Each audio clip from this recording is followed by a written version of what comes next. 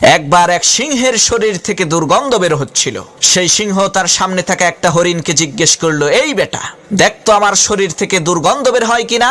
সেই হরিণ বলল, মহারাজ, সত্যিই তো আপনার শরীর থেকে প্রচন্ড দুর্গন্ধ বের হচ্ছে।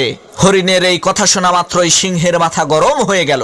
সিংহ হরিণকে ধমক দিয়ে বলল, বেটা বিয়াদব, তোর সাহস তো কম না, আমার শরীর থেকে গন্ধ বের হচ্ছে, সেই কথা তুই আমার মুখের সামনে বলিস কি করে। এক থাবা দিয়ে হরিণের ঘাড় মটকে হরিণকে খেয়ে ফেললো।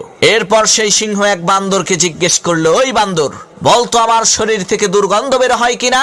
সিংহ যে হরিণের কি অবস্থা করেছে সেই দৃশ্য দেখে বান্দর বুদ্ধি করে বলল, মহারাজ, কি যে বলেন, আপনার শরীর থেকে কখনো দুর্গন্ধ বের হতে পারে?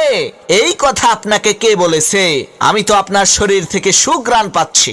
সিংহ বলল, গাদ্দার, তুই আমার সাথে মিথ্যা কথা বলিস। এই বলে রাগান্বিত হয়ে সেই বান্দরটিকেও খেয়ে ফেললো। এরপর সেই সিংহ এক শিয়ালকে জিজ্ঞেস করলো, এই শিয়াল, তুই বলতো আমার শরীর থেকে দুর্গন্ধ বের হচ্ছে কিনা।